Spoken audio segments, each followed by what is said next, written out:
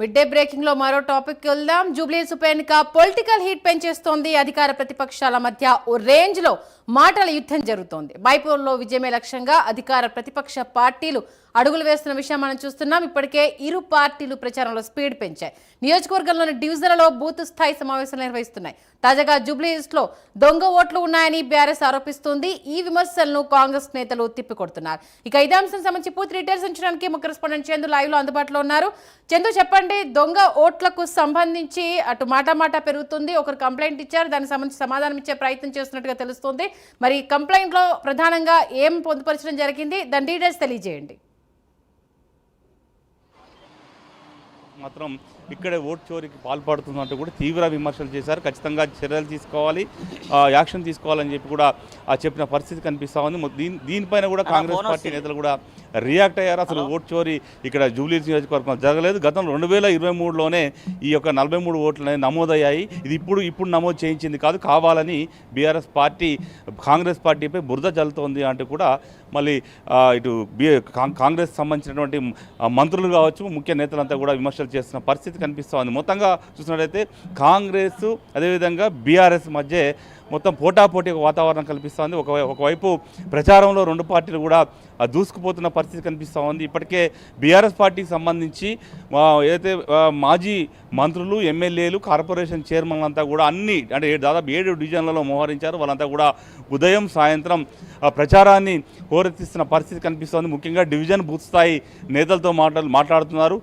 ఈ రోజు నుంచి కాంగ్రెస్ పార్టీ కూడా ప్రచారంలో స్పీడ్ పెంచింది. బూత్ స్థాయి, డివిజన్ స్థాయి నేతలతో మంత్రులు సమావేశాలు కూడా నిర్వహిస్తున్నారు. రేపటి నుంచి పూర్తి స్థాయిలో కాంగ్రెస్ పార్టీ కూడా ప్రచార రంగంలోకి దిగే అవకాశం మనకు చాలా స్పష్టంగా కనిపిస్తోంది. ఎందుకంటే రెండు పార్టీలు కూడా చాలా ప్రతిష్టాత్మకంగా జూబ్లీహిల్స్ ఉప ఎన్నికను తీసుకున్నాయి. ఒకవైపు కాంగ్రెస్ పార్టీ జూబ్లీహిల్స్ ఎన్నికల్లో గెలిచి సత్తా చాటాలి, ఖచ్చితంగా ఇది రిఫరెండంగా కూడా కాంగ్రెస్ పార్టీ భావిస్తున్నట్టుగా మనకు చాలా స్పష్టంగా అర్థమవుతుంది. ఎందుకంటే దాదాపు కాంగ్రెస్ పార్టీ అధికారంలోకి వచ్చి 22 నెలలు అవుతుంది. కాబట్టి 22 నెలల్లో ఇక్కడ జూబ్లీహిల్స్ గెలవడం ద్వారా తమ పాలన బాగుంది అనేటువంటి అంశాన్ని ప్రజల్లోకి తీసుకెళ్లే ప్రయత్నం అయితే కాంగ్రెస్ పార్టీ చేస్తుంటే, సిట్టింగ్ స్థానాన్ని ఎలాగైనా కాపాడుకోవాలని కూడా బీఆర్ఎస్ పార్టీ భావిస్తూ ఉంది. అందుకే మాగంటి దివంగత ఎమ్మెల్యే మాగంటి గోపీనాథ్ సతీమణికే టికెట్ కూడా బీఆర్ఎస్ అధిష్టానం ఇచ్చి ఖచ్చితంగా ఒక సెంటిమెంట్ని అయితే వర్కౌట్ చేసే పనిలో పడింది. ఇక మరోవైపు బాకీ కార్డులు అనే అంశాన్ని కూడా ముందు తీసుకొని వచ్చి ఏదైతే కాంగ్రెస్ పార్టీ హామీలు అమలు చేయలేదో దాని బాకీ కార్డుల ద్వారా ముద్రించి బాకీ కార్డులన్నిటి కూడా ఇంటింటికి కూడా ప్రచారం చేస్తుంది. మరోవైపు కొత్త అంశాన్ని కూడా తెర మీద తీసుకొచ్చింది. ముఖ్యంగా కాంగ్రెస్ ప్రభుత్వం అధికారంలోకి వచ్చిన తర్వాత హైడ్రాను తీసుకొని వచ్చింది. ముఖ్యంగా ఇల్లీగల్ నిర్మాణాలు ఏమున్నా కూడా వాటిని కూల్చేసే ప్రయత్నం హైడ్రా ద్వారా చేస్తూ ఉంది. ఈ క్రమంలోనే ఇప్పుడు ఇదే అంశాన్ని